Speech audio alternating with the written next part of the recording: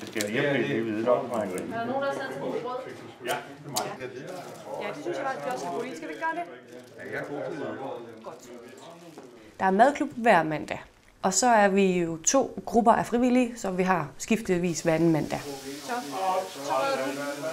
Så laver vi alt fra stegt flæsk og hakkebøffer og pasta og kødsovs. Og vi har også haft noget græskarsuppe på en gang. Der dukkede ingen beboere op, så det valgte vi at tage til os. Og tænkte, at det nok skulle være lidt mere traditionelle retter. Så det har det været sådan fremadrettet. Så det er alle gode danske retter. Og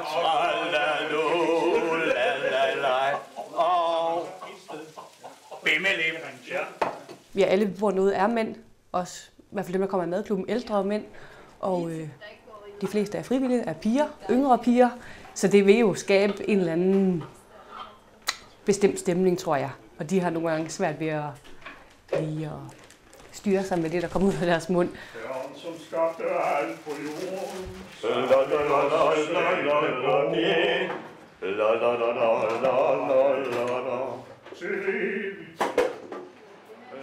Det er mere der, man er sammen om noget, ikke? Og man går og hygger sig lidt. Jo, det er meget hyggeligt.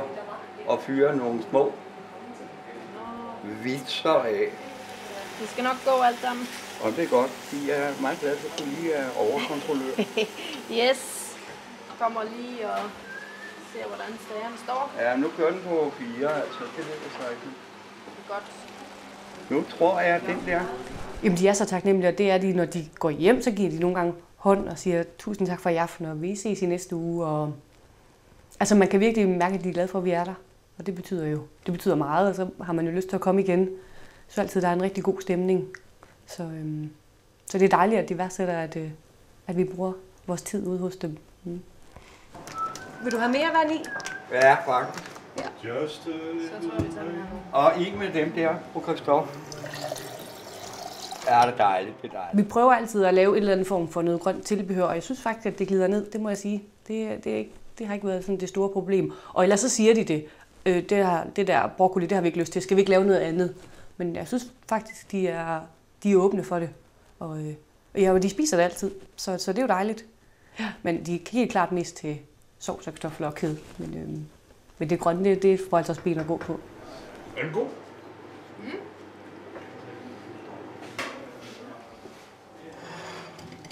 De betaler 20 kroner for at spise med, og så kan de købe klippekort, hvor de kan få 4 måltider for 70 kroner, så de sparer lidt. Og det er der mange, der gør, og så benytter de sig af det der først på måneden, hvor de måske har lidt flere penge, fordi så ved de, at de har 4 måltider resten af måneden. Men det er da helt klart mange penge for nogle af dem, tror jeg, at lægge, fordi man kan bruge dem på noget andet. Sådan. God gør vi det så. I hvor mange år har du boet herude? Ja. 6.